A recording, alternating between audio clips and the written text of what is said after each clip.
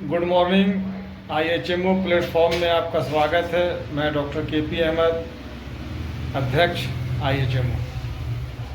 दोस्तों, आज हम लोग मानवाधिकार सार्वभौम घोषणा जो है उसका अनुच्छेद 3 पर चर्चा करेंगे। 3 के बारे में आप लोगों को जानकारी देंगे।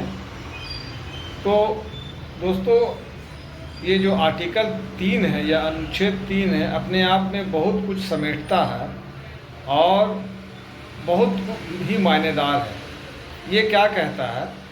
ये कहता है कि मानवाधिकार का जो सार्वभौम घोषणा है उसका अनुच्छेद 3 के अनुसार प्रत्येक व्यक्ति, हर व्यक्ति, चाहे वो किसी भी नस्ल का हो, किसी भी जात का, धर्म का, लिंग का हो, सामाजिक परिवेश का हो, किसी भी राजनीतिक परिवेश का हो, उसको जीवन का और स्वतंत्रता का अधिकार है। जीवन जीने का अधिकार है और साथ ही साथ आज़ाद रहने का अधिकार है, स्वतंत्र रहने का अधिकार है। और सबसे महत्वपूर्ण है कि उसको व्यक्तिगत सुरक्षा का भी अधिकार प्राप्त है। ऐसा नहीं है कि आप उसे बिना कारण मार दे, जो आजकल चलन चल रहा है।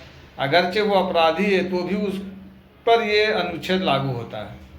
तो क्या है कि जीवन जीने का अधिकार, स्वतंत्र रहने का अधिकार। आजकल आप देखेंगे कि बहुत सा बाल मजदूर भी चल रहा है, बंधुआ मजदूर का भी अभी बहुत सा इंडिया के अंदर बहुत से क्षेत्रों में है समस्या।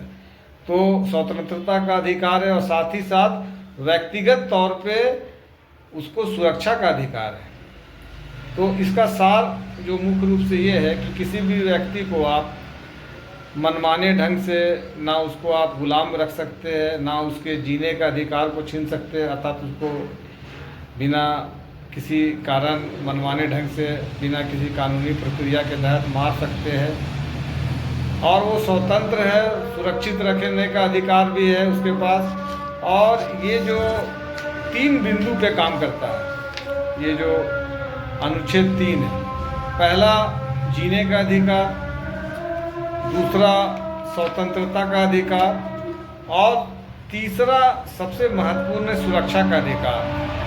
तो ये अनुच्छेद 3 जो है मानवाधिकार का बहुत ही महत्वपूर्ण है और आज हम लोग को सोचना चाहिए क्या ये चीज़ हमारे समाज में और हमारे आसपास लागू होता है, सही ढंग से क्रिया में है कि नहीं है, इसको देखने की ज़रूरत है।